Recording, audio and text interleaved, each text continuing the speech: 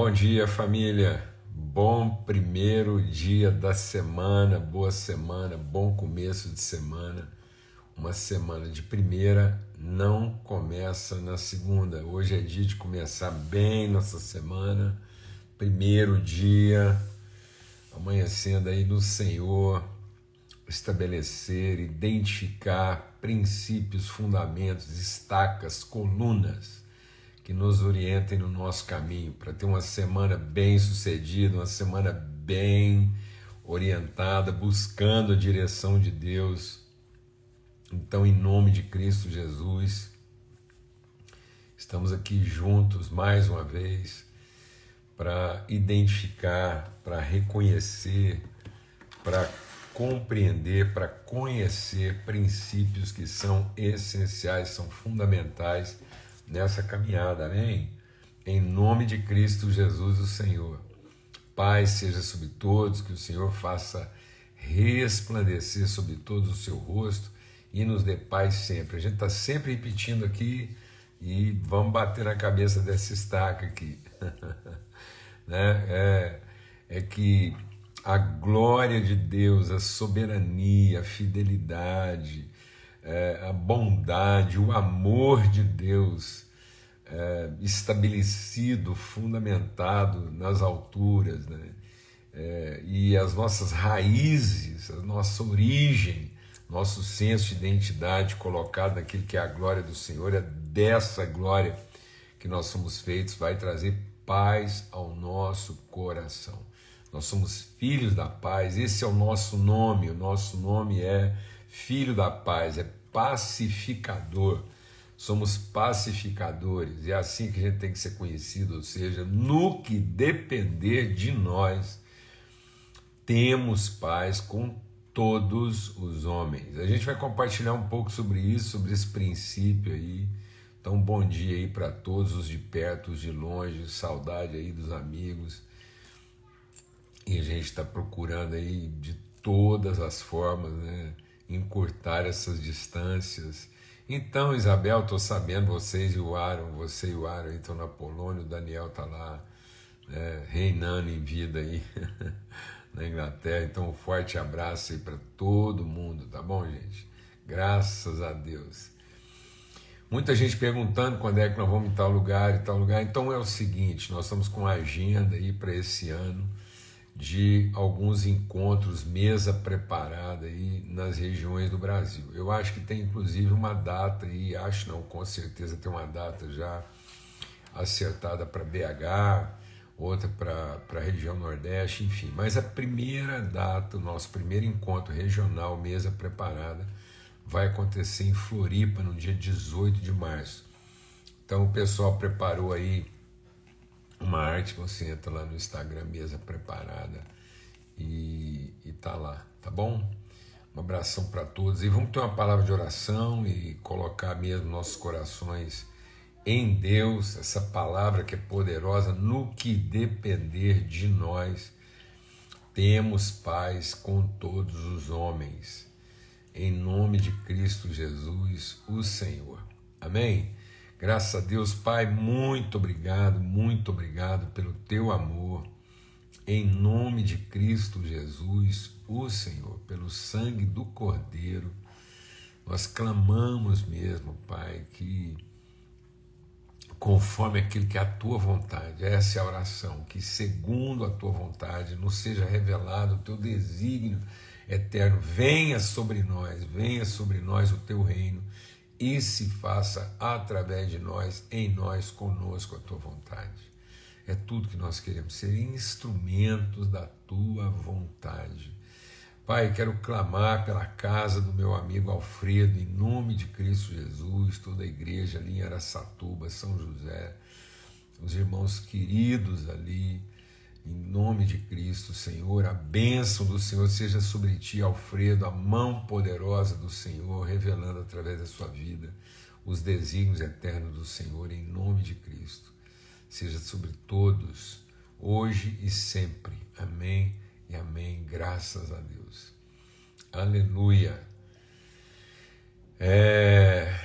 Graças a Deus. Então eu queria abrir com vocês queria abrir com vocês aqui, lá em Isaías, capítulo 53. Irmãos, a gente tem compartilhado sobre isso aqui, mas vale reforçar, né? Então eu quero reforçar um princípio aí para essa semana, que tem a ver com essa questão assim, no que depender de nós, temos paz com todos os homens, né? E aí eu quero buscar no Senhor aqui um princípio que vai nos ajudar, vai nos orientar. Como é que eu posso ter paz com todos os homens? Ou seja, como é que na minha relação com as pessoas, o meu coração pode se manter em paz? Então, aqui em Isaías 53 diz: quem deu crédito à nossa pregação e a quem se manifestou o braço do Senhor, ele foi subindo como renovo e como raiz de uma terra seca. Agora veja, não tinha beleza nem formosura, e olhando nós para ele, nenhuma beleza víamos que nos agradasse. Era desprezado, mais indigno entre os homens, homem de dores, e experimentado no sofrimento, como um de quem os homens escondiam o rosto, era desprezado, e não fizemos dele caso algum. Verdadeiramente ele tomou sobre si as nossas enfermidades, e as nossas dores levou sobre si. Contudo, nós o considerávamos como aflito e ferido de Deus e oprimido. Mas ele foi ferido pelas nossas transgressões e moído pelas nossas iniquidades. O castigo que nos traz a paz estava sobre ele, e pelas suas pisaduras fomos sarados. Nós olhamos para ele, não vimos nele beleza que nos agradasse, desprezado, mais indigno entre os homens, e aqui está dizendo, nós não fizemos dele caso algum. A gente tem compartilhado aqui, e é essencial a gente entender isso, muitas vezes a gente confunde, né, a figura em que Cristo começou a se revelar como Jesus homem, e na medida em que ele vai se revelando o Cristo de Deus, ele vai sendo abandonado, ele vai sendo deixado, ele vai sendo negado até pelas pessoas mais íntimas, aqueles que eram solidários, aqueles que eram os maiores interessados. Então, na medida em que Cristo vai revelando seu verdadeiro propósito, vai revelando a sua intimidade, na intimidade, Jesus não é bonito como a gente supunha que ele fosse. Então, o que nos atrai em Jesus num primeiro momento? Num primeiro momento, o que nos atrai em Jesus é o poder dele de resolver nossas questões. Então, Jesus nos atraiu, né? Ele nos chamou, ele chamou nossa atenção, porque caso contrário, a gente não teria dado a ele a menor atenção. Então ele foi nos atraindo porque ele resolvia algumas das nossas necessidades, ele foi nos atraindo porque ele contemplava alguns dos nossos interesses, e ele também foi nos atraindo porque ele correspondia, né, ao nosso paradigma, à nossa expectativa de poder. Então a gente começou e o povo foi se juntando, mas na medida em que ele vai se despindo desse poder, na medida em que ele vai tirando essa roupagem, vai revelando, né, a sua verdadeira, não que a outra não fosse verdadeira, mas ele vai revelando a sua intimidade. À medida em que nós vamos conhecendo Jesus na sua intimidade, ele não é tão agradável assim, ele não é tão atraente assim. Paulo falando sobre isso lá em 1 Coríntios, no capítulo 2, desculpa, em 1 Coríntios, no capítulo 1, não é 1 Coríntios 2, 1 Coríntios, capítulo 1, lá em 1 Coríntios, no capítulo 1, Paulo diz assim, que os judeus pediam um sinal. Os gregos pediam sabedoria. E Deus, através de Cristo Jesus, entregou para os judeus escândalo e entregou para os gregos loucura. Então, aquilo que os judeus imaginavam que viria na forma de poder, Deus revelou em forma de fraqueza. E aquilo que os gregos imaginavam que se revelaria na salvação na forma de coerência, de entendimento, Deus entregou na forma de loucura. Então, num primeiro momento, a gente olha e algumas das nossas expectativas são satisfeitas, porque Deus conhece o nosso coração, sabe qual é nosso interesse. A gente tratou um pouco disso lá, quando falou sobre a história do Sansão, né, que Deus procura ocasião. Então Deus, ele para entrar na nossa vida, ele foi entrando pelo caminho que agora para nós fazia sentido. Mas aí ele vai revelando a sua glória, ele vai revelando aquilo que ele de fato quer revelar na nossa vida, e isso não é uma coisa assim que nos atrai, que nos convence. É tão forte isso, deixa o Espírito de Deus ministrar o nosso coração. Eu estou compartilhando aqui até chegar no que a gente batizou nesse princípio. No dia do juízo final, deixa o Espírito de Deus ministrar o nosso coração. No dia do juízo final, quando finalmente o ser humano estiver na presença de Cristo para o dia do juízo, a confissão vai ser uma confissão de uma certa frustração. Porque a pergunta dos condenados e a pergunta dos aprovados vai ser: quando foi que te vimos nu? Quando foi que te vimos doente? Quando foi que te vimos faminto? E Jesus diz: quando vocês viram um desses pequeninos e fizeram para eles, a mim vocês me fizeram. Então, amado, o grande segredo da vida é a forma como nós estamos vendo as pessoas. E a paz que nós temos com todo tipo de gente.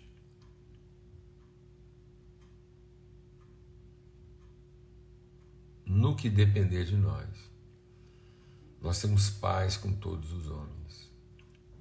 Então nós não fazemos juízo. Nós temos um coração tão sensível que nós podemos ver Cristo no ser humano, na sua condição mais ultrajante, na sua condição mais louca e escandalosa. Nós podemos ver o irmão. A palavra de Deus diz assim: aquele que vendo o seu irmão passar necessidade e tendo condições de atender, de socorrer, e nega e fecha para ele o seu coração, como é que essa pessoa pode dizer que está nela o amor de Deus? Então nós temos uma tendência muito rápida, nós temos um ímpeto de avaliar as pessoas a partir daquilo que é nosso padrão, nossa lógica estética, racional. Então a gente muito facilmente enquadra as pessoas no nosso paradigma, né, de feio, de louco. Então a gente muito rapidamente considera alguém feio e louco. E a palavra de Deus está dizendo que é nesse lugar que Cristo se coloca. É nesse lugar. É para esse lugar que Ele quer nos levar. Cristo vai ser encontrado pela nossa vida, por nós, naquele lugar onde nós colocamos os loucos e os feios. Nós olhamos para Ele e não vimos beleza que nos agradasse, nós o consideramos desprezível.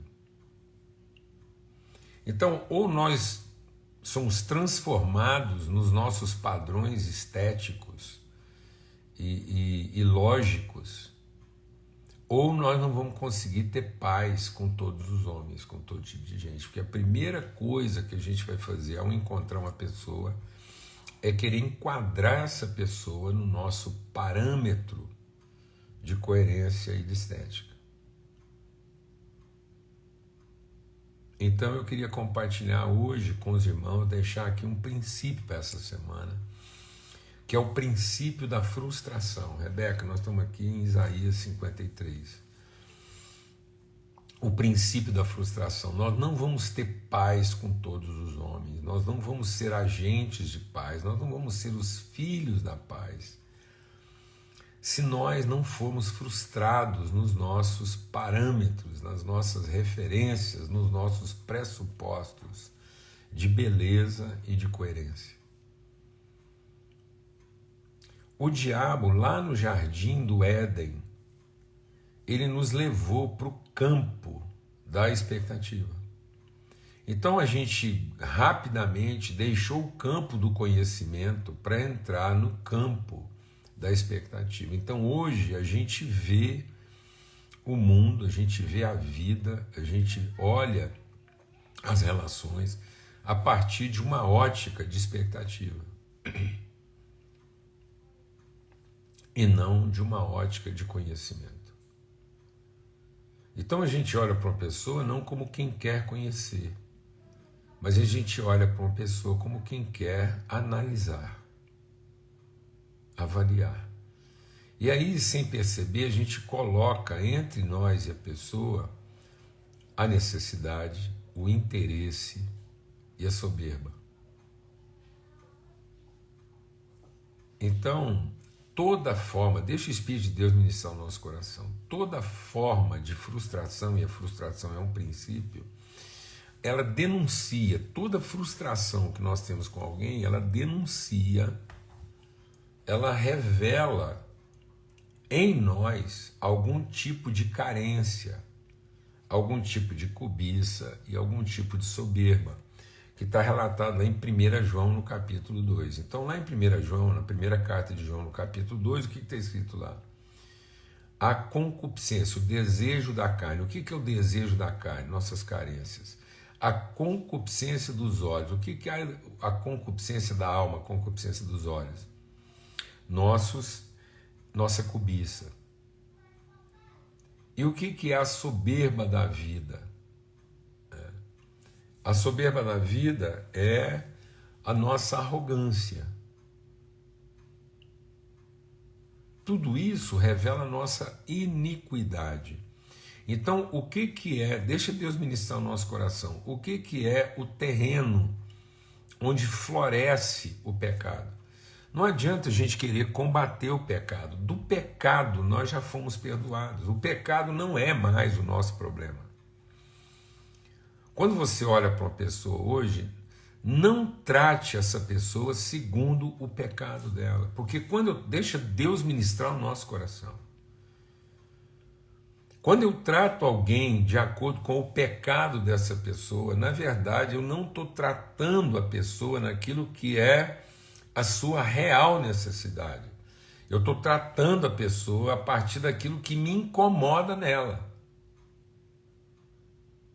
Por isso eu não posso conhecer, reconhecer, nem tratar ninguém a partir da sua enfermidade, a partir do seu pecado, a partir da consequência da sua iniquidade. Então o pecado não é mais o nosso problema. Por isso que agora nós podemos, da nossa parte, ter paz com todo tipo de gente.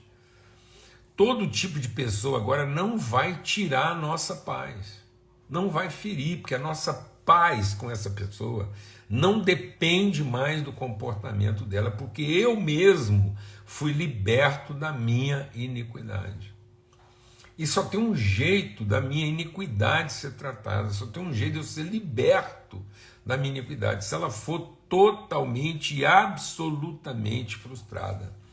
Então não há cura para a nossa iniquidade, a não ser que ela seja absolutamente frustrada. E para minha iniquidade ser absolutamente frustrada, Deus me coloca diante de um paradigma, de uma referência, que para os meus olhos, para a minha leitura, a referência que Deus coloca para mim, ela é totalmente louca e escandalosa. Ou seja, a referência de Cristo na minha vida é um escândalo e uma loucura, é uma insensatez total na perspectiva da minha iniquidade. Então, a não ser que haja uma frustração completa de todas as formas de expectativas geradas a partir da minha soberba, eu não vou conhecer verdadeiramente a Cristo, e não conhecendo verdadeiramente a Cristo, eu não vou conseguir me relacionar com as pessoas da forma como Deus quer que eu me relacione. Eu não vou conseguir ver Cristo no meu irmão, porque eu vou querer enquadrar o meu irmão nos parâmetros da minha expectativa, para então me relacionar com ele, e não me relacionar com ele na perspectiva de que esse relacionamento é que vai agora iluminar os olhos dele, para que ele entenda que ele é meu irmão. Então não é ele que tem que se ajustar aos meus parâmetros. Deixa Deus ministrar o nosso coração. Não é ele que tem que se enquadrar os meus parâmetros, para que finalmente eu tenha com ele uma relação bendita, mas sou eu que tenho que entrar no mundo dele para conhecê-lo na sua realidade, naquilo que ele me apresenta como desafio relacional. Então cada irmão me apresenta uma fronteira relacional que eu tenho que cruzar, eu tenho que entrar na dimensão dessa fronteira relacional, para então, no ambiente dele, revelar a ele o conhecimento da paternidade de Deus. E aí esse conhecimento da paternidade de Deus, no campo do conhecimento dele, vai iluminar ele de tal forma que ele mesmo vai ficar livre das próprias expectativas que ele tinha de si próprio, que o confundia. Então, eu não vou curar ninguém que está refém de expectativas frustradas, enquanto eu mesmo for alguém frustrado nas minhas próprias expectativas. Ninguém cura expectativa com expectativa. O mal do homem. Não existe outro mal na humanidade. Quando a palavra de Deus diz, o homem sofre. O homem sofre. A humanidade sofre por falta de conhecimento. Não há outra razão. E por que há falta de conhecimento? Porque nós transformamos conhecimento em expectativa. Entendimento. Então a gente está mais... Nós estamos escravizando as pessoas ao que entendemos dela, porque não nos dedicamos a conhecê-la dentro do seu ambiente, para que então, dentro do seu ambiente, a gente possa revelar conhecimento. Então é muito comum a gente avaliar as pessoas, rotular as pessoas e batizar as pessoas com aquilo que ninguém precisa do Espírito Santo de Deus para dizer a respeito dela. Então deixa o Espírito de Deus ministrar o seu coração. Para de tratar as pessoas segundo a carne. Porque algumas definições que às vezes você está produzindo de alguém, você não precisava do Espírito Santo para produzir essa definição.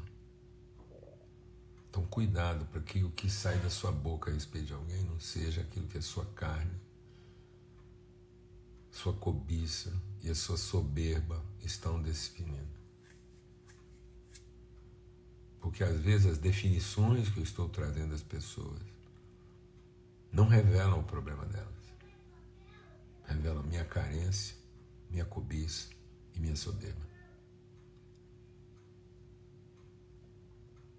Eu vou repetir. Cuidado.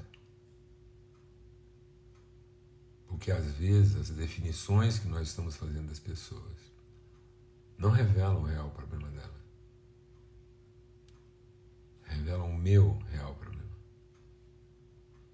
Porque eu as estou definindo a partir da minha carência, a partir da minha cobiça e a partir da minha soberba. E por isso eu não consigo ter paz com todo tipo de gente.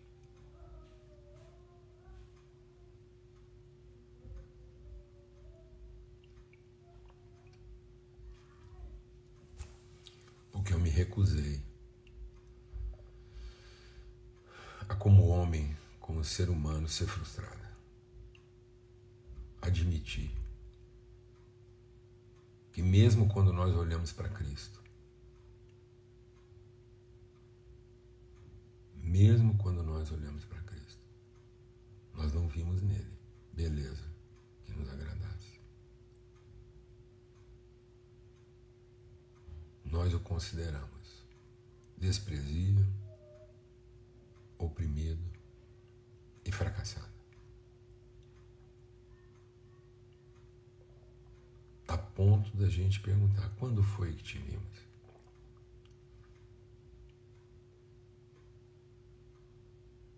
Quando foi que te vimos? Jesus, quando foi? Quando você viu um nu e o vestiu.